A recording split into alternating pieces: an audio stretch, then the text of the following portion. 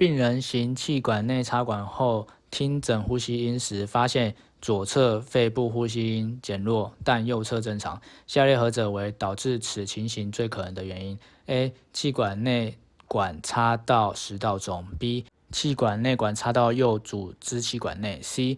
气管内管插到气管分叉处上。诸病人有左肺肺炎。我们这题答案选 B， 因为这里我们主要是先看说他现在是插气管内管，然后之后我们去听他的呼吸音，所以说我们主要是看他气管内管有没有插对地方。然后他叙述有讲啊，他的左侧肺部呼吸音非常的弱，然后右侧是正常，所以他就有可能是插到右侧。而且我们右侧的肺呢，它主要支气管是怎样宽而直，所以我们很容易去插到左侧，所以我们就是选 B。我们看一下其他选项 ，A 如果是插到食道，我们就不会听到右边是正常的，对不对？